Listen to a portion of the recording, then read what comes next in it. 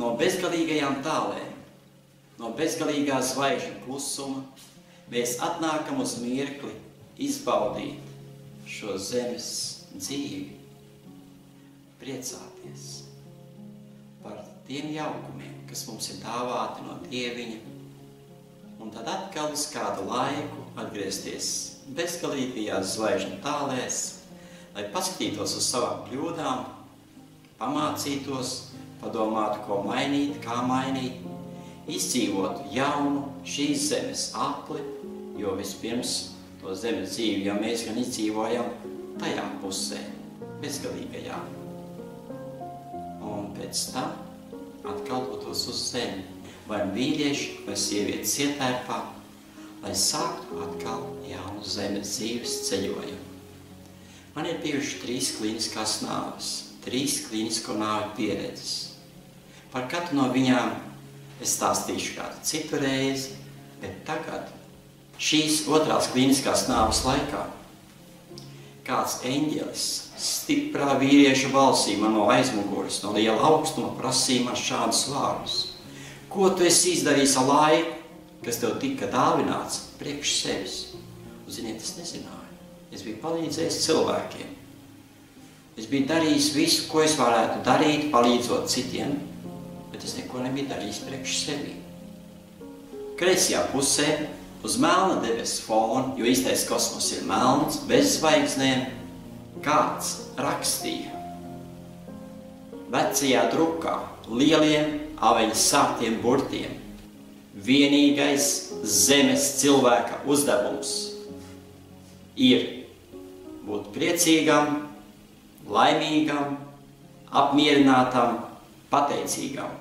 Tā bija lielāka atstarpe, un tālāk bija rakstīts par to, ka tu esi. Par to, ka tu esi tikai. Tu esi, mēs visi, par to, ka mēs esam. Būt priecīgam, laimīgam, apmierinātam, pateicīgam. Vienīgais zemes cilvēku uzdevums. Vai tu tāds esi? Padomā, vai tu tāds esi? Un šos vārdus es esmu atkārtojis neskaitāmas reizes. Gan saviem cilvēkiem, ar kuriem es esmu ticies, gan sev. Es vienmēr esmu pajautājis, vai es esmu laimīgs, es esmu priecīgs, apmierināts, pateicīgs.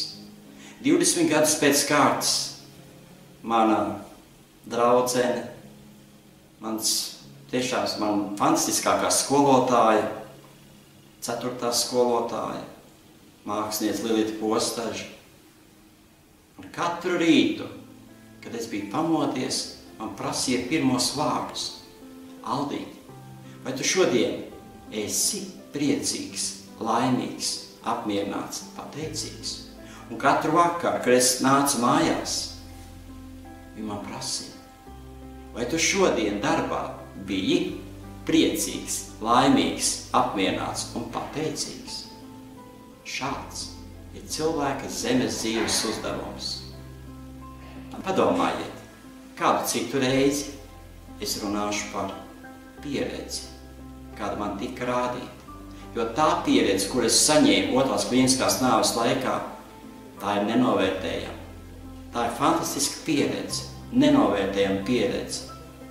Kādreiz zvaigžņu māte, kas man bija 3. skolotāja virs zemes, man teica, kad viņa aiziešot uz to pusi, mūsu valodā nomiešot, viņa pajautāšot atļauju man parādīt tās lietas, kas visus cilvēkus ir interesējuši un galvenokārt mani. Ir par ko vērts padomāt.